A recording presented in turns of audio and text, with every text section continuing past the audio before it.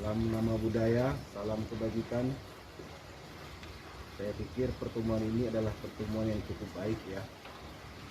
Saya Gulat Manurung dalam hal ini mungkin mewakili dari teman-teman Bravo 5.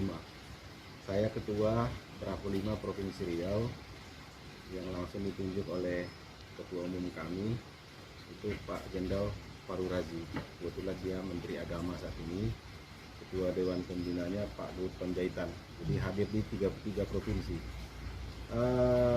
Sesuai dengan visi misinya itu adalah salah satunya menjaga kenyamanan lintas agama, kerukunan dan kesatuan negara Republik Indonesia. Itu mungkin salah satu. Jadi kalau kita lihat konteks kejadian kemarin, ini menandakan memang adik-adik kita memang dalam kondisi yang membosankan, khususnya dalam kondisi COVID-19, di rumah terus, sehingga ketika ada ajakan, ketika ada isu yang beredar, maka sedang bekerja. Tapi karena situasinya memang sangat cepat, dalam kurun waktu 3 hari, adik-adik mahasiswa dan pelajar juga bosan di rumah. Momen yang pas untuk berkumpul beramai-ramai, ya kejadian. Nah, kita juga menyadari bahwa ini juga tidak diinginkan adik-adik kita tersebut. Kebetulan pada hari itu juga adik-adik mahasiswa sedang berkumpul-kumpul di kantor kita Bravo 5, ini membuat sesuatu perkumpulan yang lebih Indonesia Raya. Kita juga sebagai organisasi, sebagai tokoh adat, tokoh agama yang berkumpul di sini adalah sesuatu yang sangat baik ya, ketika kita berkumpul. Sesungguhnya inilah Bhinneka Tunggal Ika. Tidak ada yang tidak mungkin ketika semua lintas agama, lintas adat, lintas suku dengan payung Bumi Lancang Kuning adalah kampung kita. Saya atas nama Bravo 5 menyampaikan terima kasih diberi kesempatan sama Bang Kiai Rusli Ahmad, yang sesungguhnya Bang Kiai adalah pembina kami di Bravo 5 Riau. Efeknya akan besar untuk NKRI Merah Putih. Demikian.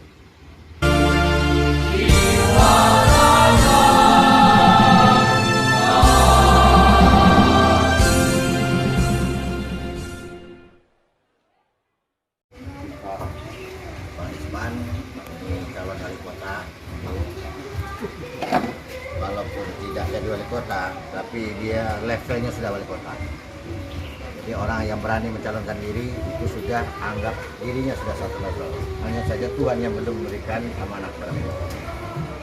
Yang kedua yang saya hormati Gulat Manurung, alhamdulillah beliau ini adalah Ketua Umum DPP Apkasindo yang memulai banyak sekali buruh di dalamnya, pekerja dan petani, dan juga sebagai wakil ketua umum daripada Santri Tani Nusantara. Kebetulan saya langsung menjadi ketua umumnya yang diamanahkan oleh Presiden dan Pak Muldoko dalam rangka mengatasi ketahanan pangan khususnya, dan juga masalah radikalisme yang ada di tubuh khususnya agama Islam dan juga seluruh masyarakat kita yang ada di Indonesia ini. Sengaja saya mengajak kepada Bapak dan kita semua dalam rangka diskusi singkat, karena semuanya mungkin kita sudah paham dan melihat situasi terkini persoalan yang terjadi di bangsa kita ini, terutama menyingkapi daripada undang-undang tenaga kerja. Mungkin saya ngasih gambaran sedikit saja. Ini terjadinya demo besar-besaran ini karena ketidaktahuan sebagian besar daripada pendemo, baik dari segi buruh, mahasiswa maupun masyarakat yang terprovokasi. Setelah diterangkan sebenarnya, termasuk Pak Profesor Kiai Said Agil Sirot sendiri, yang dia baca itu hanya Bang Peng, masalah dunia pendidikan. Dalam hal itu saya juga sangat setuju bahwa jangan digeneralisir bahwa izin dunia pendidikan itu disamaratakan semua. Itu harus ada kelasnya, terutama masalah pondok pesantren. Karena kurikulum pondok pesantren itu tidak sama kurikulum daripada dunia pendidikan yang ada di yang lain-lain. Karena itu ada namanya kitab undul, ada kitab kuning, ada masalah lain dan lainnya. Yang itu protapnya ada hanya di tubuh pondok pesantren. berawal dari situ Pak Kiai tidak lagi membaca yang lain, hanya laporan dari fraksi PKB. Hanya saja menurut saya ini setelah saya coba selami beliau juga meminta bahwasanya itu persoalan yang sangat persoalan itu adalah masalah pendidikan, masalah dari pengusaha dengan buruh. Dia setelah memahami mungkin ada beberapa pasal yang perlu direview ke MK, dia sangat menyarankan, tapi tidak melalui tindakan-tindakan demo, apalagi sifatnya anarkis, itu sangat dilarang dan sangat dikecam oleh Pak Kiai Said Agil Siraj, itu khususnya dari NU. Harapan saya kepada kita semua, karena kejadian yang ada di Riau ini yang saya lihat bahwa ini bukannya budaya Melayu nih. Jadi soal kultur budaya Melayu ini mungkin ini ada dari tokoh kelam, ada juga beliau adalah kepala dinas kebudayaan yang mengerti betul yang bahasa budaya Melayu itu bukan orang Melayu. Ini jadi kalau Bang Gulat juga berbudaya Melayu menurut saya sudah masuk ya, Pak Ari juga dan lain-lain. Dan Melayu itu adalah itu menjunjung tinggi masalah sopan santun, ya kan, toleransi, saling menghargai, saling menghormati. Saya juga sebagai seorang aktivis dulunya tidak menyangkal bahwa yang dilakukan mahasiswa dalam rangka memprotes dan memberikan kritik-kritik itu sah-sah saja dan saya sangat mendukung. Yang tidak kita dukung itu adalah tindakan anarkisnya, merusaknya baik infrastruktur yang ada, apalagi kendaraan-kendaraan polisi. Apa salahnya kendaraan itu? Kalau nggak ada polisi, saya rasa ini siapa yang mengurusi maling-maling ini? Ya kan? Nah, satu ketika kita kan juga butuh polisi, Pak. Oleh karena itu, karena dia diamanahkan dalam memberikan pengamanan, ya menurut saya yang dilakukan oleh saudara-saudara kita dalam rangka menyampaikan aspirasi, yang kita kecam itu kan hanya tindakan anarkisnya. Kalau penyampaian aspirasinya, saya sangat mendukung sekali. Karena harus ada keseimbangan, harus ada dikatakan bahasa oposisi, itu harus ada di dalam sebuah pemerintahan. Tapi kalau kritik itu adalah kritik membangun, bukan kritik memfitnah, bukan kritik dan menjatuhkan, tapi adalah kritik membangun. Nah, oleh karena itu, saya mengajak kepada tokoh-tokoh sekalian, karena sekarang ini Kapolda disudutkan. Bagi saya secara pribadi, saya tidak setuju Kapolda disudutkan. Kenapa? Karena Kapolda dalam rangka memberikan kenyamanan dan keamanan dan menjamin kondusifnya Riau ini secara menyeluruh, ya tindakan-tindakan preventif yang sudah dilakukan di lapangan, ternyata di lapangan itu banyak sekali mungkin ada provokator yang tidak bertanggung jawab, ada pihak ketiga yang mementingi daripada murninya perjuangan kawan-kawan buruh dan mahasiswa. Inilah terpicu sehingga terjadi tindakan-tindakan anarkis yang dilakukan oleh para demo. Oleh karena itu, yang kita berikan dukungan kepada Kapolda sebagaimana amanah, sebagaimana pengumuman yang dilakukan oleh Menko Polhukam didampingi oleh Kepala BIN, Panglima TNI dan Kapolri, bahwa negara tidak mentolerir dan akan menegakkan hukum bagi perusuh-perusuh, bagi perusak-perusak yang melakukan anarkis di dalam aksi-aksi demo yang sudah berlalu. Harapan kita kepada seluruh saudara-saudara kita kaum buruh dan juga mahasiswa, karena saya juga adalah dulunya ketua SPSI, saya melihat bahwa persoalan ini kalau undang-undang dibaca keseluruhan itu sangat menguntungkan sekali bagi buruh dan juga pengusaha. Kalau si kedua-duanya tidak win-win, hanya kepentingan buruh saja, ini kalau mogoknya nanti pengusaha yang mogok gimana? Tutup dunia usaha gimana pekerjaan bekerja? Nah, oleh karena itu saya melihat salah satu contoh pesangon. Itulah dia sahoaknya bilang tidak ada pesangon. Pesangon itu ada. Hanya saja kalau kemarin 32, sekarang 25, tapi 25 itu ada 3 atau berapa disubsidi oleh negara. Nah, itu ada jaminan akan dibayarnya pesangon. Kalau dulu siapa yang ada jaminan? Kalau pengusaha mau bayar, bayar. Kalau enggak, ngadu aja. Sampai ke pengadilan, berapa kali demo, tak pernah dibayar. Dan saya juga melakukan demo-demo untuk bagaimana pengusaha-pengusaha itu sudah ketat untuk membayar pesangon. Karena nggak ada regulasi yang kuat untuk menjamin pesangon itu dibayar. Yang kedua, jangan dibayar pesangon itu, tapi perusahaan bisa tutup. Nah, itu juga harus dipikirkan. Semakin banyak dunia usaha ini, peluang-peluang usaha ini, investasi-investasi ini bisa ada kepastian hukum dan mereka juga mendapatkan profit dan kenyamanan. Saya rasa apapun pasti akan win-win, tidak.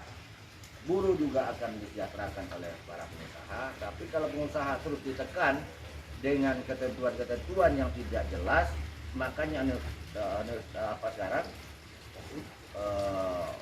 yang berapa peraturan, begitu banyak peraturan dijadikan satu aturan sekarang. Nah, jadi satu pintu lah kita mengikuti dari para Vietnam dan Thailand. Bismillahirrahmanirrahim. Assalamualaikum warahmatullahi wabarakatuh. Banyak.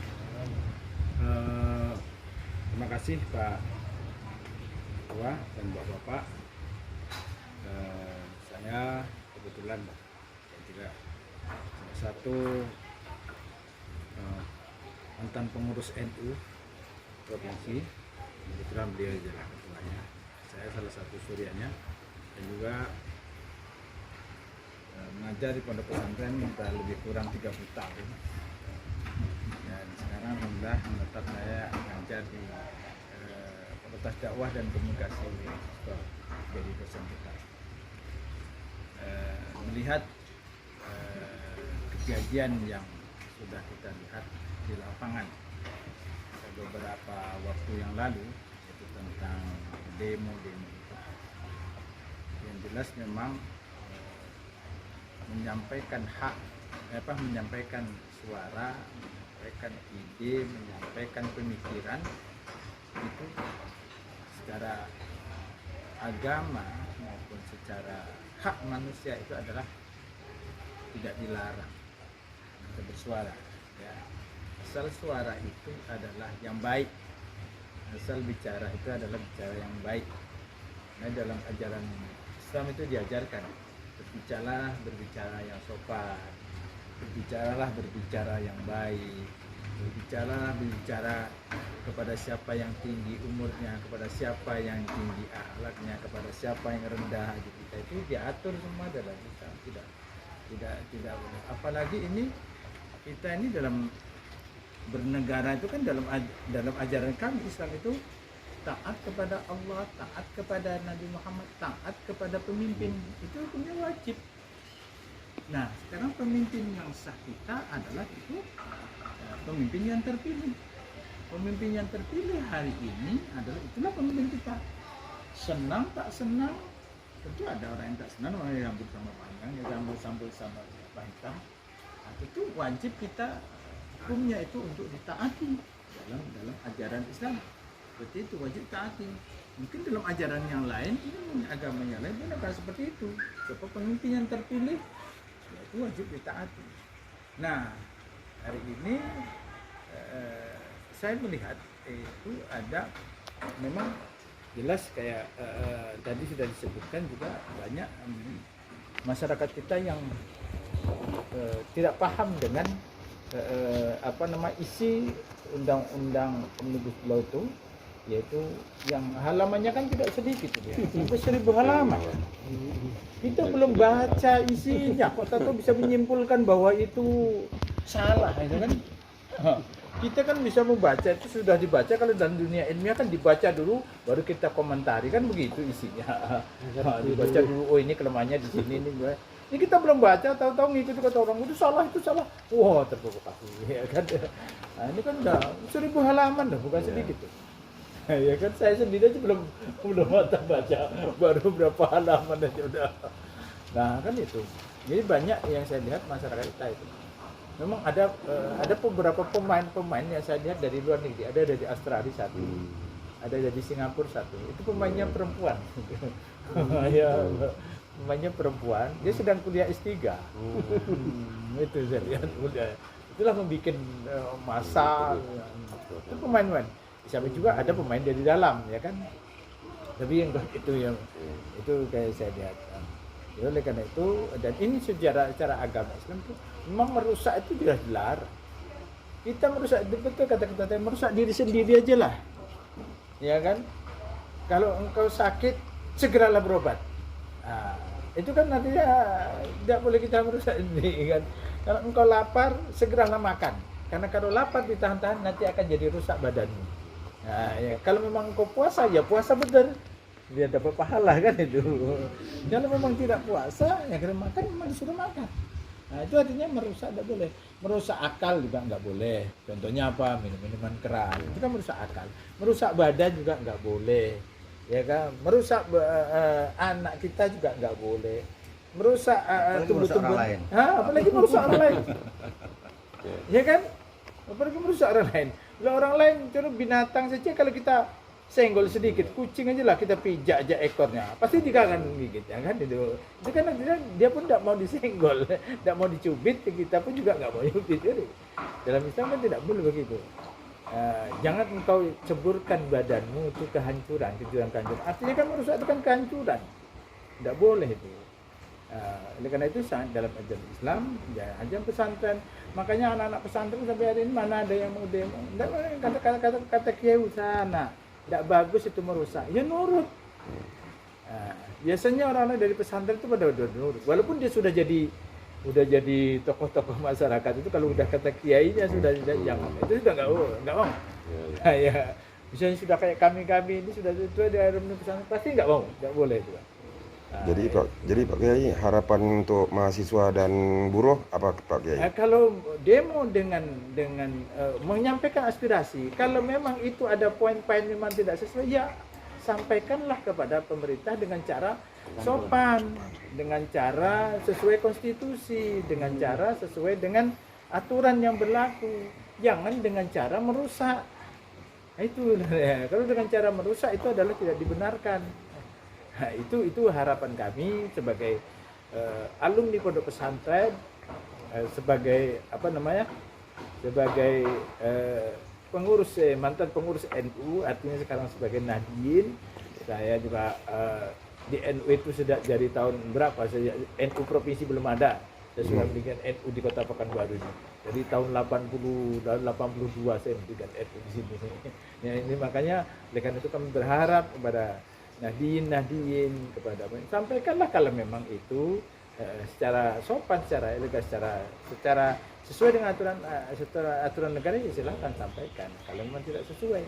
Tetapi kalau itu jelas dari kami tidak menginginkan adanya kerusakan, adanya kehancuran, dan juga dikatakan kan dalam ajaran Islam itu wala tusidu fil ardi ba'da islahiha. Jangan engkau rusak bumi di atas ini yang sudah kamu bangun dengan baik.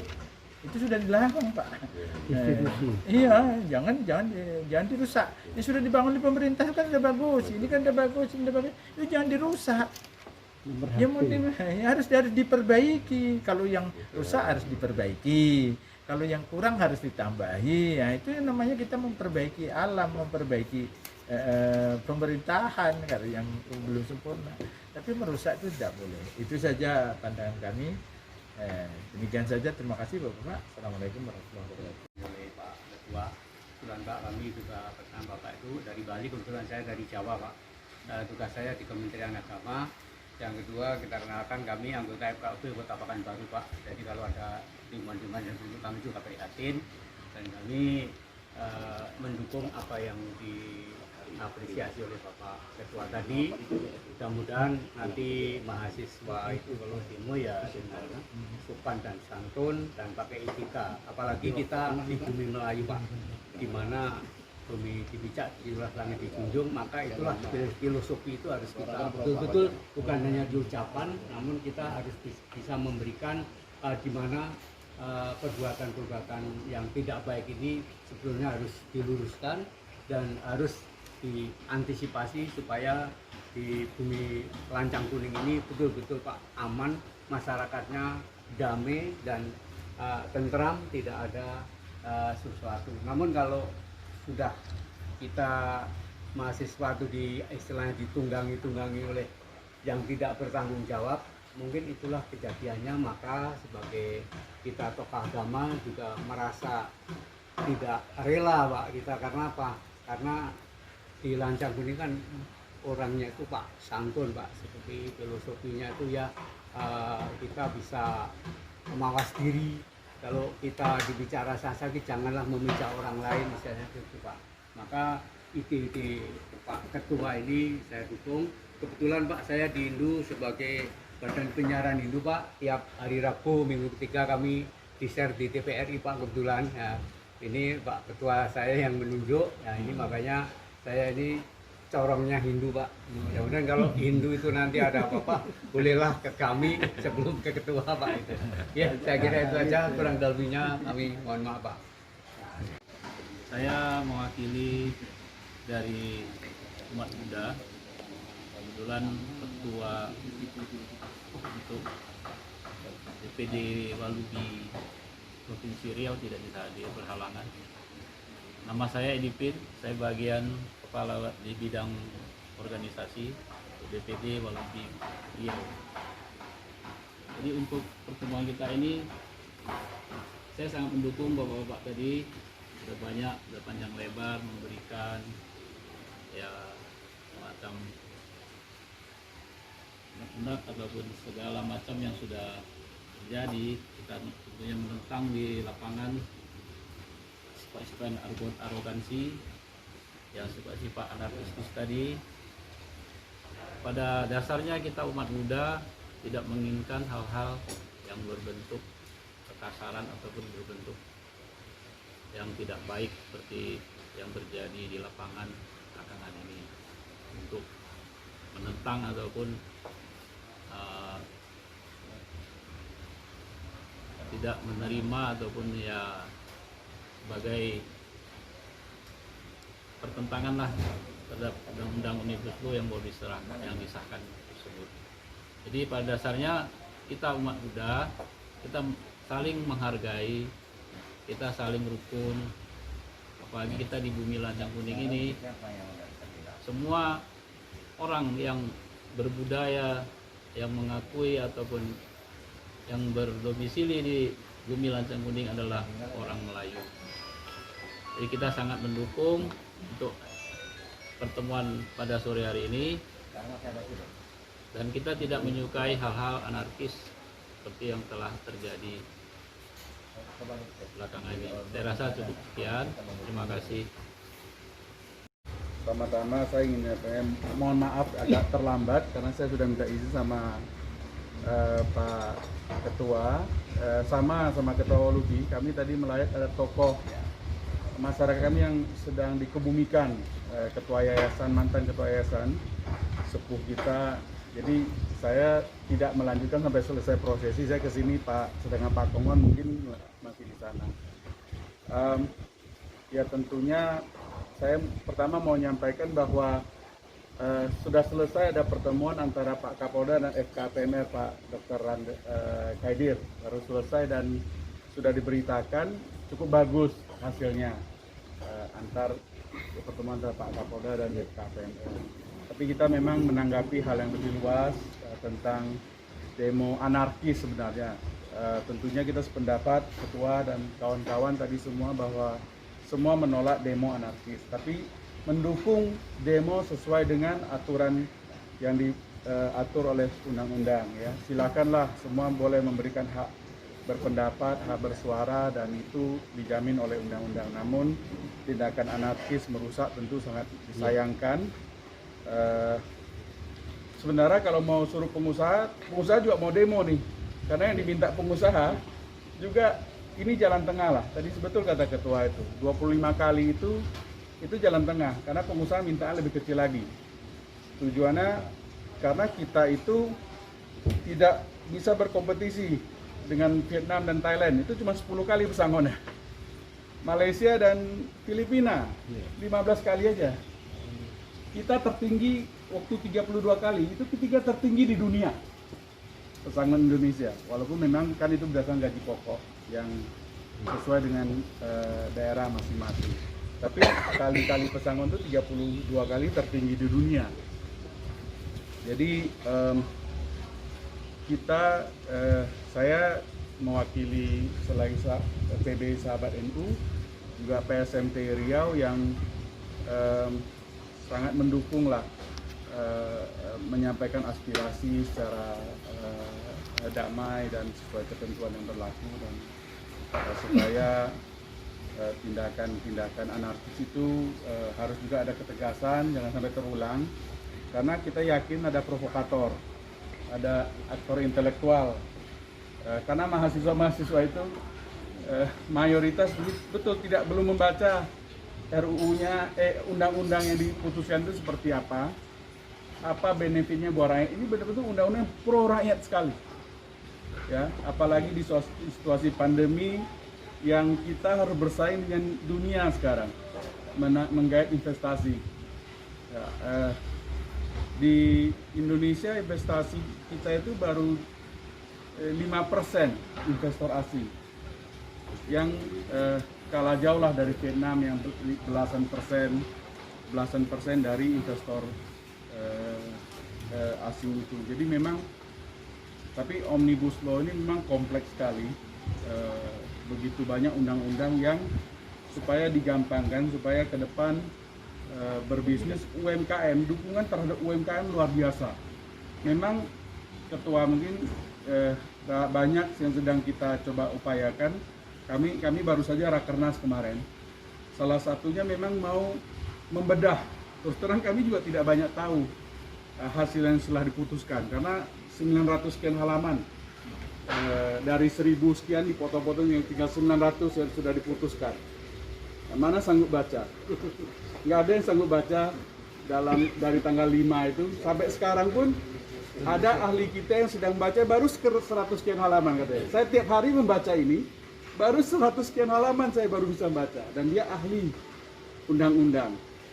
Jadi memang tentunya ini perlu disikapi, jalurnya ke MK jelas ada ya dalam, dan masih banyak mekanisme turunan dari undang-undang ini ke Perpu supaya bisa ditindaklanjutin ke masyarakat. Jadi masih panjang. Yang jelas kita berharap selalu mendoakan agar Indonesia tetap damai dan masyarakat bersatu, ya, karena terus terang setelah ditetapkan undang-undang ini responnya cukup positif dari masyarakat dunia terhadap Indonesia. Nah, tinggal sekarang bagaimana kita menjaga kedamaian ini agar tentunya kita yang paling penting adalah keadilan sosial ini bagi seluruh rakyat Indonesia, yang saya kira itu yang ingin dicapai oleh Presiden dengan undang-undang Cipta Kerja ini. Itu saja, terima kasih.